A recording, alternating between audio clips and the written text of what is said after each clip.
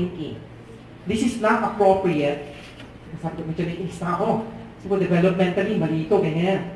But sinabi niya, Mom, it's easy. Ako, dito ako. What do you mean it's easy? Mom, it is easy. So, I decided I wouldn't trust him. So, I did the questions using X and Y. And to my shock, all 5 questions, I got the same answer as he did. So I said, what were you doing? And he said, Mom, I just did the boxes. I said, what are those? That's not a proper solution. Where is the equation? Ganun ako. Where's the ganyan? Mom, this is it. Who's your teacher? Mr. Dakis. Oh, gusto ko pa si Mr. Dakis. Ano ba yan? But then, when I looked at it, he said, Mom, I'll walk you through it. He walked me through the first problem. And it was so good. Isang problem pa lang, I was hooked. I said, oh my God. I said, okay, the second, the third. By the time it was the 4th problem, I was doing it his way. And the 5th problem, I said, where has this been all my life? But why don't I know how to do this? And I said, what kind of thing is this? I don't know. Hindi sinabi sa kanila Singapore, hindi sinabi sa kanila modeling approach. Sabi ko, your teacher is so good. Sabi ko, I have to congratulate him. Gusto ko nang pumunta sa Xavier. Sabi sinabi na, Mom, it's just, I'm not sure he did it. He said it was the department. Sabi ko, oh my God, I have to tell Father Johnny how great their math department is. Sabi niya, Mom, okay, pero ayaw ko lang maging one of those parents. But I was very excited. And the next day, when he came home from school, I said, Scott, I want to look at your math. Ako na. Mom, I know all the answers. I don't care. I want to do it, solve them your way. Ganyan. So he gave me his worksheet, which was lifted straight from Marshall Cavendish. My pals are here. And then I solved it his way. And I think for 1 whole week, I started to solve. I Googled online, what the heck is this? Tapos nakita ko Singapore pala, nakita ko modeling pala. Tapos lahat ng worksheets, ginawa ko na. Sabi ko, grabe. So in 1 week, I said, this will revolutionize Filipino math. And why is it nobody knows? So I went to Ateneo. I told Father Nebres about it. Father Ben is, at the time, the Ateneo president. And he's a mathematician. And a very good friend of Professor Lee Peng Yi, one of the advisors to Adventure Learning.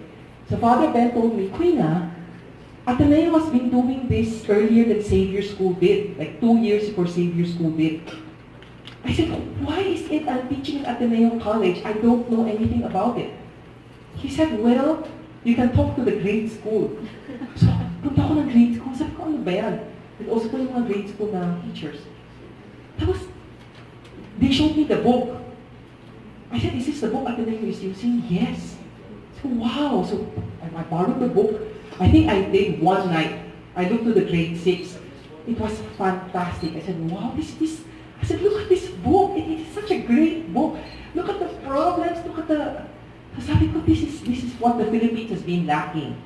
So, Ateneo did it first. Xavier School got it next. ICA did it third. So when the 3 schools did it, many of the other schools started using Singapore math.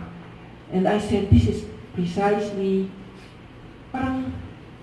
Because I was telling myself, wow, I was feeling sorry. Sabi ko, I was in ICA. And ICA is a pretty good, very, very good math. But we've never had Singapore math. So we had to do... So I remember how how I struggled with greatest, these called LCE, LCM, GCM, which is okay. But if you're not going to be a big mathematician, you don't need the terms. You just need to be able to solve the problem. So I felt the way the traditional math is being done turned off a lot of people. That's why a lot of people actually say, hindi ba kung magiging mathematician, hindi ko kailangan to. Actually, totoo, hindi nila kailangan. Yung kailangan nila yung thinking skills, yung problem-solving skills. Pero since nandun na yung jargon, yung what is prime, what's composite, you will need that. But what's more important is to factor, rather than whether something is prime or composite. Unique factorization theorem is more important, the tree, etc. So I said, we have been doing this all wrong. So, I started telling the Ateneo College math department about it. Some were very sold on it immediately. Some didn't like to change the way they were teaching. So the ones who were sold, we learned it and we all loved it. Everybody who saw it loved it. Everybody was open enough to say, okay, I will not do the old way, I'll do the new way. Yeah. How resistant were the teachers? Ateneo told me half the teachers were resistant in the first 2 or 3 years. They were saying, you know, our lesson plans are already okay. Why do we have to learn something new? Nahirapan. So ang sinabi ng Ateneo, you learn it or you leave. That's it. That's it. So they learned it. Most of them learned it. I think some might have left, but majority learned it. Xavier probably was less resistant because Ateneo was doing it already. So Xavier School, they learned it. Ika learned it. I think the teachers loved it. Jovina Uy was the coordinator. She loved it. Basically, if you have a grounding in math and you can see how nice this is, there's no way you're not gonna like it.